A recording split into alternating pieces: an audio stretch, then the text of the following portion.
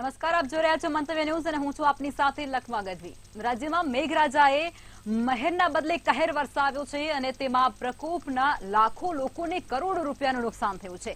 ઠેર ઠેરથી ભયંકર તસવીરો સામે આવી છે। લોકોના માથા ઉપરથી છત છીનવાઈ ગઈ તો કોઈનું આર્થિક રીતે આધાર તણાઈ ગયો। ખેડૂતોના બાગાયતી પાકોનો સોથ વરી ગયો અને ચોમાસાના પાકમાં કમાઈ લેવાની કંઈ જ આશા ખેડૂતને નથી રહી। ટકનું ટક કરી અને ખાવાવાળા મજૂર વર્ગની વ્યથા માટે કોઈ શબ્દો જ નથી બચ્યા, કારણ કે એમની ઘરવખરી તો બરબાદ થઈ જ ચૂકી છે, પણ સાથે તેમને મજૂરી પણ નથી મળી। વેપારી વર્ગને પણ પડ્યા ઉપર પાટું જેવી હાલત થઈ છે। આ સાથે જ મેળાઓના સ્ટોલમાં રોકાણ કરતા લોકોની કમાણી તો ન જ થઈ, પણ ગુમાવવાનો સામો વારો આવ્યો છે। ત્રાહિમામ પોકારતી જનતા અને બીજી તરફ મંથર ગતિએ કામ કરતું આપણું તંત્ર, આ બંને વચ્ચે મોટો અંતર પડી ગયો છે। જે સત્તાધીશો નહીં પૂરી શકે તો એમને વિપરીત પરિણામો પણ જોવા પડશે। જનતા કંટાળી ગઈ હોય તેવી તસવીરો સામે આવી રહી છે।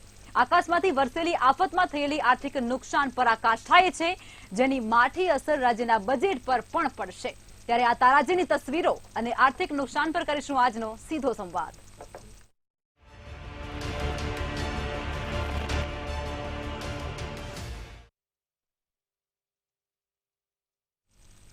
ચર્ચાની શરૂઆત કરશું, જેમાં પ્રફુલભાઈ ત્રિવેદી મંતવ્ય ન્યૂઝના એસોસિએટ એડિટર આપણી સાથે જોડાઈ ચૂક્યા છે। ભારતીય જનતા પાર્ટીમાંથી યુરીશભાઈ કંથારિયા અને કોંગ્રેસમાંથી ચમનભાઈ વિંજોડા જોડાઈ ચૂક્યા છે। પહેલા તો તમામ મહાનુભાવોનું મંતવ્ય ન્યૂઝમાં સ્વાગત છે। પ્રફુલભાઈ, શરૂઆત તમારાથી કરીશું। ગુજરાતમાં 5 દિવસ મેઘરાજાએ મહેરના બદલે કહેર વરસાવ્યો છે તેવી સ્થિતિનું નિર્માણ થયું અને આ બધા વચ્ચે પરિસ્થિતિ એટલી કફોડી બની છે કે રાજ્યનું જે બજેટ છે તેના ઉપર પણ માઠી અસર વર્તાશે। શું કહેશો આપ? લખમાં 5 દિવસ સુધી જે અતિવૃષ્ટિ, જે ધોધમાર વરસાદ પડ્યો છે, મેઘરાજાએ આખા ગુજરાતને જે રીતે ગમરોળ્યું છે, એમાં આખા ગુજરાતના લગભગ તમામ વિસ્તારોમાં પારાવાર નુકસાન થયું છે। અર્થતંત્રને બહુ જ ગંભીર પ્રકારનો ફટકો પડ્યો છે અને આ નુકસાનીને ભરપાઈ કરવા માટે રાજ્ય સરકારથી લઈ અને સામાન્ય નાગરિકો તમામને ખૂબ જ મહેનત પડવાની છે અને આખું જનજીવન થાળે પડતા સમય પણ જવાનો છે। આ જો આખી પરિસ્થિતિનું વિશ્લેષણ કરીએ તો નુકસાનીના બે પાસા છે। એક તો સરકારની મિલકતોને થયેલું નુકસાન અને બીજું નાગરિક અને નાગરિકની જે મિલકતો હોય એને થયેલું નુકસાન।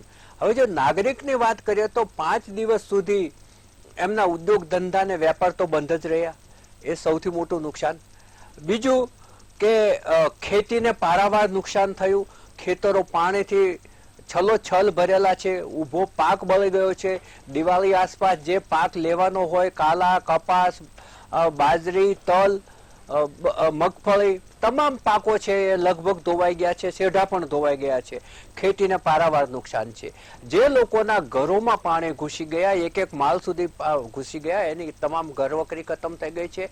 એના ટીવી, ફ્રીજ અને રસોડું હંમેશા ગ્રાઉન્ડ ફ્લોર ઉપર હોય છે। રસોડામાં રાખેલું અનાજ, મસાલા બધું જ પલળી ગયું છે। આપણે ટીવીમાં રોજે રોજ આવા અહેવાલો આપણે જોતા જ રહીએ છીએ। ફર્નિચરો પણ પલળીને ખરાબ થઈ ગયા છે। કાર અને સ્કૂટર અને કોમર્શિયલ વાહનોનો પણ કેટલાય તણાઈ ગયા છે અને કેટલાયમાં એન્જિનમાં પાણી ઘૂસી ગયા છે, એમાં પણ બહુ જ મોટું નુકસાન થયું છે। દુકાનોમાં જ્યાં પાણી ઘૂસ્યા છે ત્યાં દુકાનની અંદર જે માલ સામાન હશે એ તમામ બાબતો પલળી ગઈ છે અને એ નકામી થઈ ગયેલી ચીજ વસ્તુઓ હવે એને ફેંકવાનો જ વારો આવવાનો છે।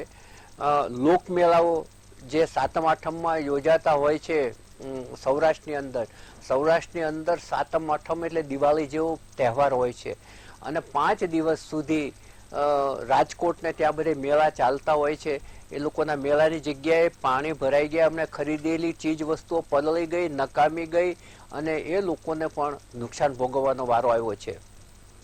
શૈક્ષણિક સંસ્થાઓની વાત કરીએ તો શૈક્ષણિક સંસ્થાઓની અંદર પણ પાણી ઘૂસી ગયા છે। MS યુનિવર્સિટીનો આજે એક જે મહિલા પ્રોફેસર હતા,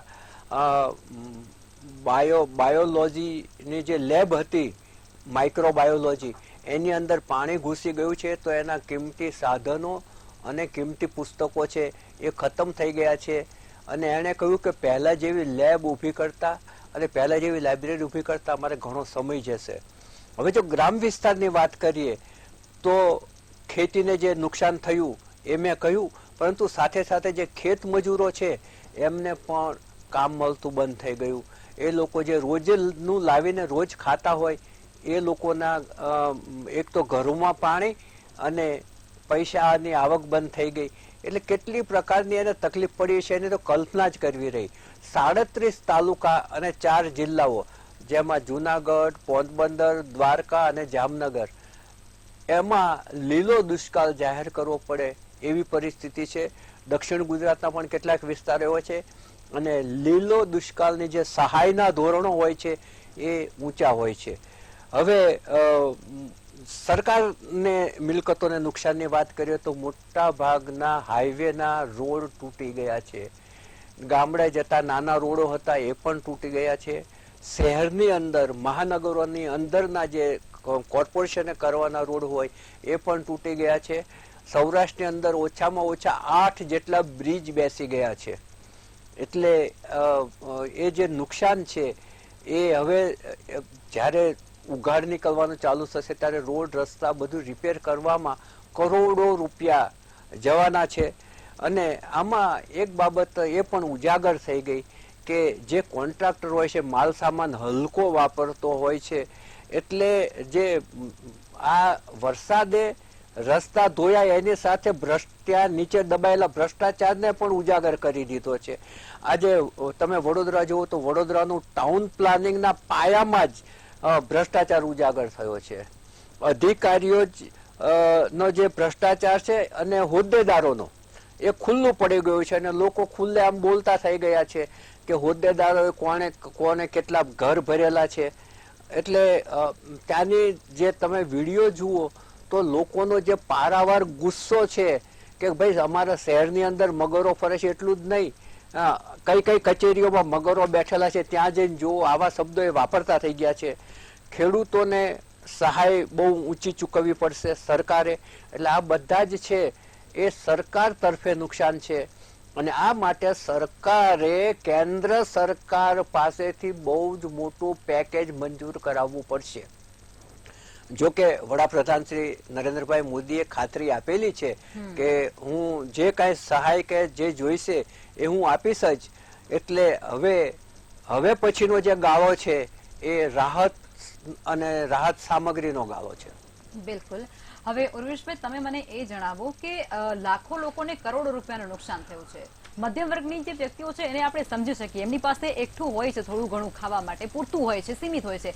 પરંતુ જે આ એકદમ લાસ્ટ કેટેગરીમાં આવે છે, જે ટકનું ટક પર કરીને ખાતા હોય છે, એ લોકોની વસ્તુઓ ગઈ, એ લોકોને નુકસાન તો થયું જ છે, પરંતુ એ લોકોને તો રોજગારી પણ નથી મળી. હવે 5-7 દિવસ માટે એ લોકો પાસે કઈ કામ જ ના હોય તો એ લોકો શું કરશે અને એમની વ્યથાને તમે કઈ રીતે જુઓ છો?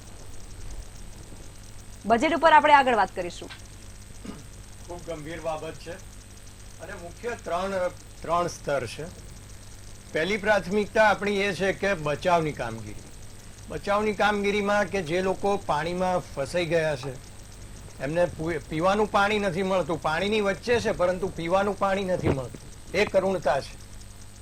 એમને અન્ય જીવન જરૂરિયાતની ચીજ વસ્તુઓ નથી મળતી. તો આ સંજોગોમાં સૌથી મોટી પ્રાથમિકતા એવા લોકોને બચાવની છે. હવે આ સંજોગોમાં તાત્કાલિક વડાપ્રધાનશ્રીએ મુખ્યમંત્રી સાથે સંકલન કર્યું, ગૃહમંત્રીશ્રીએ મુખ્યમંત્રી સાથે સંકલન કર્યું અને એનડીઆરએફની ટીમો આવી. આપણા રાજ્યની પણ જે ડિઝાસ્ટર રિકવરીની ટીમ છે એ પણ એમાં જોડાઈ, આર્મી પણ જોડાઈ અને બચાવની કામગીરી પૂરજોશમાં ચાલી. લગભગ 17,000 થી 18,000 લોકોને સ્થળાંતર કરવામાં એનડીઆરએફ અને એસડીઆરએફની ટીમે મદદ કરી, કે જે આપણી પ્રાથમિકતા હતી કે એમને 1 કે 2 દિવસ કદાચ વધારે થાય તો એ ખૂબ જ એ જીવલેણ સંજોગો ઊભા થાય એ પ્રકારની પરિસ્થિતિ હતી. એટલે એમાંથી એમને સ્થળાંતર કરીને સેફ સુરક્ષિત જગ્યાએ મૂક્યા. એમને જે પુરવઠો પૂરો પાડવાનો હતો એ પાડ્યો અને એના આધારે એ લોકો એક રાબેતા મુજબનું જીવન જીવવા માટે એક આશાનું કિરણ એમનું બંધાયું. બીજી વાત આવી કે મીડિયા ખૂબ અગત્યની વાત છે લખમાજી. અને સરકાર અને ભારતીય જનતા પાર્ટી અને અનેક લાખો ને કરોડો કાર્યકરો અને પ્રજા વતી અમે મીડિયાના ખૂબ નતમસ્તક અમે વંદન કરીએ છીએ. કારણ કે જે વાત, જે એલર્ટ, જે સરકારી તંત્ર ના પહોંચાડી શકે એ મીડિયાએ પહોંચાડ્યું છે. અને 24 કલાક, અને માત્ર એ કોઈ અમદાવાદ કે વડોદરા કે રાજકોટ મહાનગરપાલિકા પૂરતું એ મર્યાદિત નહીં હતું. રૂરલમાં પણ ગયા હતા. રૂરલમાં પણ ગયા હતા, અતિ વિષમ પરિસ્થિતિઓમાં પણ ગયા હતા, જિલ્લે જિલ્લે ગયા હતા. અને દરેકે દરેક જિલ્લાની, કદાચ એ કુદરતી આફતની ઇતિહાસમાં આટલું સચોટ નિરીક્ષણ અને સચોટ માહિતી 24 કલાક સમગ્ર ગુજરાતમાંથી પ્રોવાઈડ કરવામાં આવી હોય તો કદાચ એ પહેલવહેલો બનાવ છે. અને એના માટે મીડિયા સાથે જોડાયેલા પત્રકારો, કેમેરામેન અને સંકલિત વ્યવસ્થાઓ, એ બધાનો પ્રજાવતી અમે ખૂબ જ આભાર માનીએ. બિલકુલ. હવે વાત આવે છે કે રાહત, બચાવની કામગીરી થઈ ચાલે છે. કેટલીક જગ્યાએ અમે નથી પહોંચી શક્યા, એનો ખેદ છે. પરંતુ ત્યાર પછી નેક્સ્ટ સ્ટેજ આવે છે કે રાહત. અને ઉર્વિશભાઈ, આ તહસ નહસ થઈ ગયેલું આપણી આર્થિક વ્યવસ્થા છે.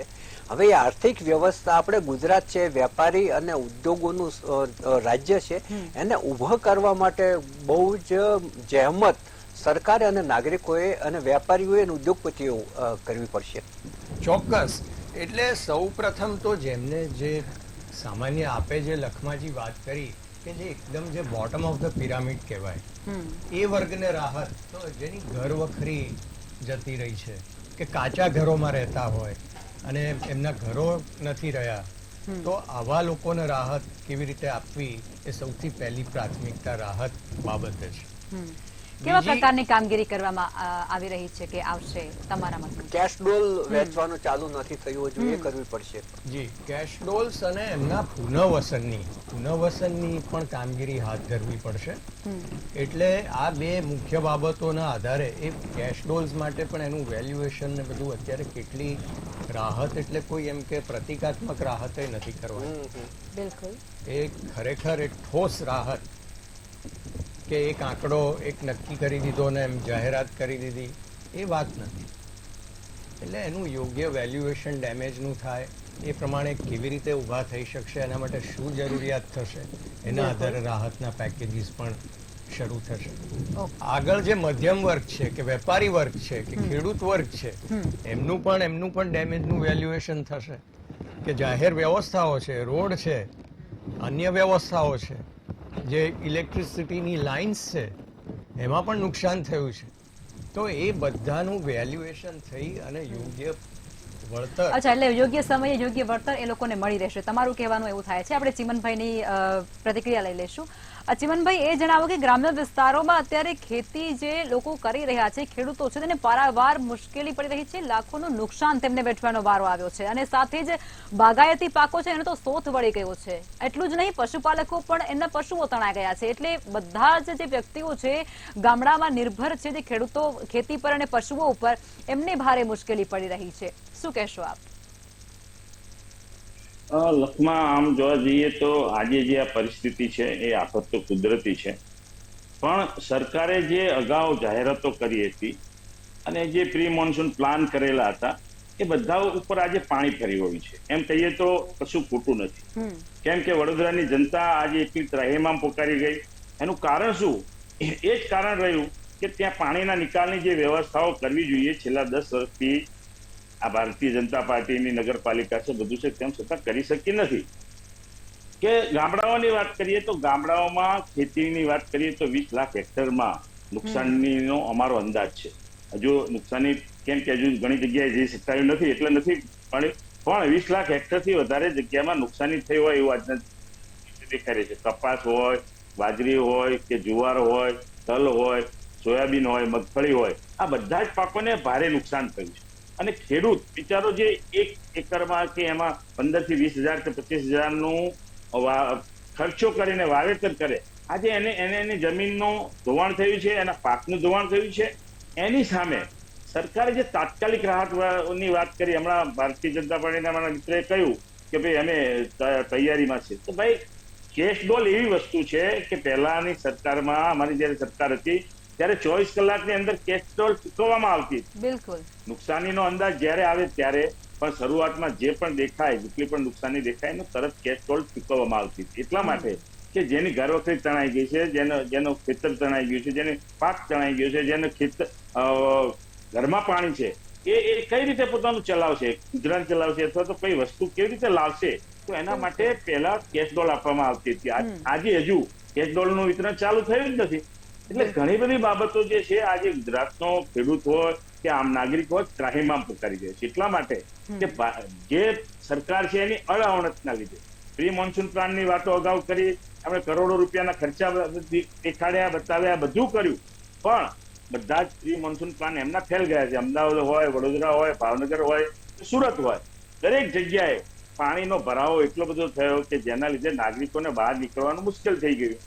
હમણાં અહીંની વાત થઈ હતી વેળાવળ અને દ્વારકાની એની બાજુ, તો લોકોના ઘરમાં હજુ પાણી ઓસર્યા નથી. કેર સમાણા અથવા તો અહીંયા છાતી સુધી આવે એટલા સમાણા પાણી છે, તો એનો નિકાલ માટેનું શું? વારંવાર જો આ પરિસ્થિતિ સર્જાતી હોય તેમ છતાં સરકાર આમાં ધ્યાન ના આપતી હોય તો વહીવટી તંત્ર જો ધ્યાન ના આપતું હોય, મેં હમણાં જ જોયું કે ભાઈ ધારાસભ્યોએ પત્રો લખ્યા છે કે ભાઈ પાકનું નુકસાન થયું એનું વળતર આપવું. જો તમને ખબર છે કે નુકસાન થયું છે, સરકાર તમારી છે, તો તમારે પત્ર લખીને ખાલી જાહેરાત કરવાની શું? તમે સરકારમાં છો, તમે બેઠા છો, તો તમે માગણી કરો. મુખ્યમંત્રી કહો કે આ ફરજિયાત કરવું પડશે. તમે એ વિસ્તારના પ્રતિનિધિ છો, તમારી જવાબદારી છે કે તમારા વિસ્તારમાં જે લોકોને હાલાકી ભોગવી રહ્યા છે એની હાલાકીને કેમ કરીને હલ કરવી. એ જો તમે હલ ન કરી શકતા હોય તો તમે ખરેખર ધારાસભ્ય તમારે ન રાખવું જોઈએ. કેમ કે આવી પરિસ્થિતિમાં મેં જોયું કે આજથી હવે લોકો શરૂ થયા છે વિસ્તારમાં જવાનું. ભાઈ જયારે ખરેખર વરસાદ હતો, જયારે જરૂરિયાત હતી, ત્યારે લોકો ભાગ્ય ગયા છે. અને હવે ટીવી ને મીડિયાની સમક્ષ આવવા માટે થઈ અને કે અમે કંઈ કર્યું છે એવું બતાવવા માટે એટલે તમારું કહેવાનું એવું થાય છે કે દરેક પરિસ્થિતિ અંદર સત્તાધીશો છે તે માત્ર અને માત્ર ફોટો સેશન માટે જતા હોય છે. હું તમારી પાસે ફરીથી આવીશ. ઉરુષભાઈ, આપણે પોઈન્ટ પર આવી જઈએ, બજેટ પર, કે આ જે નુકસાની થઈ છે, રાજ્ય સરકારને રોડ, રસ્તાઓ, બ્રિજના સમારકામ કરવા માટે, ખેડૂતોને સહાય આપવા માટે, ગરીબોને મદદ કરવા માટે, આ તમામ વસ્તુઓ માટે બહુ મોટી રકમ એમની જોશે, કરોડો રૂપિયા એમની પાસે હોવા જોઈએ. હવે જે બજેટ આપણું ફિક્સ કરવામાં આવ્યું છે એમાં ચોક્કસપણે નુકસાન પહોંચશે અને તેને પહોંચી વળવા માટે આપણે શું કરીશું? આપણે સક્ષમ છીએ નુકસાનને પહોંચી વળવા માટે, કારણ કે ભારત દેશમાં આ પ્રમાણેની પરિસ્થિતિઓ સર્જાતી હોય છે. પૂર્વના રાજ્યોમાં લગભગ દર વર્ષે આ પ્રકારની પરિસ્થિતિ સર્જાય છે. અતિવૃષ્ટિ, પૂર આવવું. આપણે ત્યાં હજી અતિવૃષ્ટિ સુધી છે, પૂર થોડાક પ્રમાણમાં ક્યાંક છે, એ પણ અતિવૃષ્ટિને કુદરતી આફતના કારણે છે. પરંતુ કુદરતી આફતે કેટલીક માનવ સર્જિત આફતોનો પૂજા પ્રકાશિત કરી છે, એને ધ્યાનમાં લાવ્યા છે. અને એ આપણે એક નબળું પાસું કહીએ કે જમા પાસું કહીએ તો એક પદાર્થ પાઠ તો આપ્યો જ છે, જેને અમારે સ્વીકારવાનો છે. અને ત્રીજો જે મુદ્દો આવે છે, બચાવ, રાહત અને પછી આ પ્રકારની ઘટનાનું નિવારણ, કે ભવિષ્યમાં આ પ્રમાણે ના થાય. કારણ કે જે માનવ સર્જિત જે ભાગ છે આનો તમામ પરિસ્થિતિનો, પણ ઉર્વિશભાઈ, આપણા જે રાજકારણીઓ હોય છે ને એ પદાર્થ પાઠ શીખવા તૈયાર જ નથી હોતા. 1 મહિનો, 2 મહિના, 3 મહિના ચાલે અને પછી ભૂલી જાય. તમે જો તક્ષશિલા અગ્નિકાંડ થયો, હરણેય કાંડ થયો, મોરબી કાંડ થયો, તોય પાછો રાજકોટ કાંડ તો થયો. એટલે આપણે પરિસ્થિતિમાંથી પદાર્થ પાઠ લેવા માટે સરકાર ટેવાયેલી નથી. તમે વડોદરાનું જુઓ તો 2005માં પણ ફ્લડ આવ્યું હતું, 2019માં પણ આવ્યું હતું. અને એ વખતે આ વિશ્વામિત્રી નદી માટેના આખા પ્લાન ને પ્રોજેક્ટ તૈયાર થયા હતા, પણ એમ એ કઈ અમલમાં મૂક્યું જ નહીં. એ અંગે આપ શું કહેશો? જી, વિશ્વામિત્રીનો પ્રશ્ન ઘણો જૂનો પ્રશ્ન છે. હા, 2005 ચાલે છે. અવારનવાર આ પ્રકારની પરિસ્થિતિ ત્યાં સર્જાતી હતી. એના માટે એનું આયોજન પણ કરવામાં આવેલું હતું. પણ આ વખતે જે પરિસ્થિતિ સર્જાઈ છે એણે બધાની આંખ ઉઘાડી નાખી છે, ઇવન પ્રજાની પણ ઉઘાડી નાખી છે. કે અમે લો લાઈંગ એરિયા જ્યાં લેવલિંગ નથી થયું, કે જ્યાં કોઈ નિયમ કોઈ જળવાયા નથી, ત્યાં શું કરવા અમે પ્રોપર્ટી વસાવીએ, એવો પણ જનમાનસમાં પ્રશ્ન થયો. હવે આ સંજોગોમાં સરકારે કે જે પ્લાન ખોરંભે ચડ્યો હતો વિશ્વામિત્રીનો, ત્યાં પણ રિવરફ્રન્ટ બની શકે છે, અને ત્યાં પણ એનો પણ પટની વ્યવસ્થા એ રીતે થાય કે જેથી પાણી આવે વધારે તો એનો નિકાલ થઈ શકે. એ રિવરફ્રન્ટ યોજના અમલમાં મૂકી દીધી છે અને અલ્ટિમેટલી તો લખમાજી સરકારને નુકસાન છે, પ્રજાનો આક્રોશ છે. એટલે એ સરકારને પોસાય નહીં કે આક્રોશ વધુ સમય સુધી એ ટકી રહે, કે એ આક્રોશનું જે મૂળ કારણ હોય એનું કોઈ નિવારણ ના થાય. એટલે એ દિશામાં અમારે સક્રિય પ્રયત્ન કરવાની અમારી જવાબદારી છે, અમારી ગંભીરતા છે. ભાઈ યોજનાઓ છે ને અઢળક આવી રહી છે, અઢળક યોજનાઓ આવે છે, પરંતુ એને લઈને ફાયદો કોને થાય છે ને એ પણ એક ચર્ચાનો વિષય બની રહ્યો છે હવે તો. જી, એટલે આપ જે ભ્રષ્ટાચારની વાત કરો છો એ પણ એક બહુ મહત્વનો મુદ્દો છે કે જે અનિયમિત બાંધકામોને કારણે જે નદીના પટમાં જે એની વ્યવસ્થાઓમાં ફેરફાર થયો એને કારણે પાણીની જે સ્પેસ હોય એ ઘટી ગઈ અને એ ઓવરફ્લો થઈ ગયું અને આ પરિસ્થિતિ સર્જાઈ. હવે આ કેવી રીતે આનું નિવારણ લાવી શકાય? એમાં વચ્ચે ભ્રષ્ટાચારી તત્વો કોણ આવે છે, તો એના માટે શું કરી શકાય એ વ્યવસ્થાઓ પણ ઇમ્પ્રૂવ થઈ છે. કે જેવી રીતે કે ભ્રષ્ટાચાર થયો અને કોઈને એમાંથી જાનહાનિ થઈ, કોઈને બહુ મોટું નુકસાન, પારાવાર નુકસાન થયું, તો આ હવે ક્રિમિનલ ઓફેન્સ બને છે. એટલે જે કોઈ હશે અને સીધું જ ઇન્ડિયન આપણે છે ને હરીફરીને એક જ વસ્તુ પર આવી જઈએ છીએ કે ચમરબંધીને છોડવામાં નહીં આવે. હું આ વસ્તુ પર તમારા પાસે ફરીથી આવીશ. જીવનભાઈ પાસે એમનું પ્રતિક્રિયા લઈ લઈએ ફરી એકવાર. જીવનભાઈ, જે પ્રમાણે રાજ્ય સરકાર છે એમણે કેન્દ્ર સરકાર પાસેથી બહુ મોટું પેકેજ લેવું પડે તેવી પરિસ્થિતિનું નિર્માણ અત્યારે ગુજરાતની અંદર થઈ ચૂક્યું છે અને કેન્દ્ર સરકારે એના માટે હા પણ પાડી હશે, પરંતુ આ સમગ્ર પ્રક્રિયાને તમે કઈ રીતે જુઓ છો? લખમાં ખરેખર મને ભારતીય જનતા પાર્ટીના મિત્ર ઉપર એટલા માટે દયા આવે છે કે આપણને સલાહ આપે છે કે આ થવું જોઈએ ને આ થવું જોઈએ ને અમે પદાર્થ લઈશું. સાહેબ, 30 વર્ષથી ભારતીય જનતા પાર્ટીની સરકાર છે. 30 વર્ષમાં તમે પદાર્થ નથી લીધો? શું હજુ તમારે બીજા 100-200 વર્ષ જોઈશે આ પદાર્થ માટે? કે જે વસ્તુ તમે કહો છો, બરોડાની વાત કરીએ કે બીજી વાત કરીએ, હમણાંની વાત કરી, તો દરેક જગ્યાએ તમે અને ભ્રષ્ટાચારની જયારે વાત આવે ત્યારે તમે કેમ આમ તો કાયમ કોંગ્રેસ ઉપર ભ્રષ્ટાચારની આગળ ચિંતા છો. તમારા આટલા બધા પુલ તૂટ્યા, આટલા બધા રસ્તાઓ તૂટી ગયા. તમે વિચાર કરો, પુલ આખા રસ્તા બેસી ગયા, રસ્તા તૂટી ગયા અને એક પણ રસ્તો ગુજરાતનો અત્યારે એક પણ રસ્તો સારો નથી. તો એના માટે તમારે શું હજુ બીજા 100 વર્ષ જોઈશે કે એ રસ્તાને લીપણ કરવા માટે પણ ટાઈમ જોઈશે તમારે? દરેક વખતે આ પરિસ્થિતિ સર્જાય છે, દરેક વખતે ખાડાઓ થાય છે, દર વખતે ખાડા ઉપર આપણે ચર્ચા પણ કરીએ છીએ. તેમ છતાં ફરીથી આની આ પરિસ્થિતિ. તો તમારે તો પદાર્થ લેવો જ નથી. તમારે તો એવું થયું છે કે ભાઈ પ્રજા અમને મત આપે જ છે ને, અમારે શું કરવા કંઈ કરવું છે?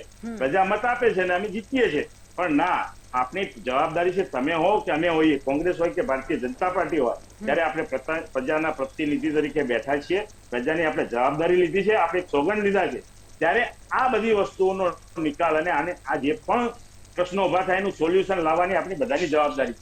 મીડિયાએ 100% પ્રયાસ કરી અને ઘણી બધી સાચી વાતો મૂકી. આજે અભિનંદનને પાત્ર છે મીડિયા એટલા માટે કે સાચી વાત કરવી પડે, પછી એ ભારતીય જનતા પાર્ટીની હોય કે કોંગ્રેસની હોય કે અન્ય પાર્ટીની હોય. તો મીડિયાની આજે હું એટલા માટે પ્રશંસા કરું છું કે ગુજરાતમાં જે જ્યાં પરિસ્થિતિ થઈ, ઘણી જગ્યાએ તો પાણીમાં જવાય એવું નહોતું, ત્યાં પણ જઈને મીડિયાએ પોતાની જવાબદારી નિભાવી છે.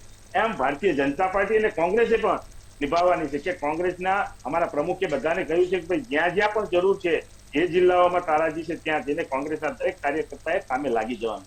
અને અમે બધા લાગી પણ ગયા છે. તો આજે સવાલ એ થાય છે કે આમાંથી આપણે શીખવું જોઈએ કે નહીં? ભારતીય જનતા પાર્ટીના અમારા મિત્ર અને સરકારને વિનંતી છે કે દર વખતે જો આ પરિસ્થિતિ થતી હોય, ક્યાંક તમને એવું લાગતું હોય, તો અમારા અનુભવની જરૂર હોય કે અમે જે જગ્યાએ છે ત્યાં અમને બોલાવો, અમે તૈયાર છીએ. સરકારના પ્રજાના કામ માટે અમે તૈયાર છીએ, પણ ખાલી દોષારોપણ કરવા માટે અને એના માટે હોય તો એ અમારી તૈયાર નથી. અને સરકારે, કેન્દ્ર સરકાર પણ ભાજપની છે ને ગુજરાત સરકાર પણ ભાજપની છે. તો હું એમ માનું છું કે તાત્કાલિક અસરથી આની અસર થવી જોઈએ અને કેશતોડની અને એનું વિતરણ ચાલુ થવું જોઈએ. અને ખેડૂતોને જે પારાવાર નુકસાન થયું છે એનો સર્વે તાત્કાલિક કરીને, કેમ કે આપણી પાસે તલાટીથી લઈને મામલતદાર, કલેક્ટર ને બધી મશીનરી છે, તો એનો ઉપયોગ કરીને તાત્કાલિક સર્વે કરીને હું તો કહું છું કે 48 કલાકમાં એની જાહેરાત થઈ છે કે આટલો કેશતોલ અથવા તો એટલી રાહત અમે એટલે આપીશું. ચીમનભાઈ, ખેડૂતોને તમારું એનો લાભ એવું થાય. કહેવાનું થાય છે કે આપણી જે સરકાર છે, સત્તાધીશો છે, સત્તામાં બેઠેલા લોકો છે, તે શીખ લેવા માટે ક્યાંક સક્ષમ નથી અથવા તો તેમની ઈચ્છા પણ ના હોઈ શકે. સમયનો અભાવ છે એટલે પ્રફુલભાઈ, આપ જણાવો કે ઠેર ઠેર રોડ અને રસ્તાઓ સાથે બ્રિજો છે એ સમારકામ માંગી રહ્યા છે, ગાબડા પડી ચૂક્યા છે એના ઉપર, અને આ બધી વસ્તુઓ પાછળ ફક્ત ને ફક્ત ભ્રષ્ટાચાર છે ને એની ગંધ આવી રહી છે. બહુ સ્પષ્ટ થઈ ગયું છે ગુજરાત સામે કે જે ભ્રષ્ટાચારના મુદ્દે ઝીરો ટોલરન્સની વાત કરવામાં આવે છે, પરંતુ લગભગ તમામ જગ્યાએ ટ્રિપલ એન્જિનની સરકાર છે. કેન્દ્રમાં પણ એમની સરકાર છે, રાજ્યમાં પણ એમની, મોટા વખત મ્યુનિસિપલ કોર્પોરેશનો પણ એમની પાસે છે. એટલે ટ્રિપલ એન્જિનની સરકાર છે અને છતાંય ભ્રષ્ટાચાર રોકી શક્યા નથી. એનું એક સૌથી મોટું કારણ ટકાવારીનું ગણિત જે દાખલ કરી દીધું છે ભારતીય જનતા પાર્ટીએ, અને એને કારણે એન્જિનિયરોને બધા શીખી ગયા કે ટકા લેવામાં કઈ ખોટું નથી.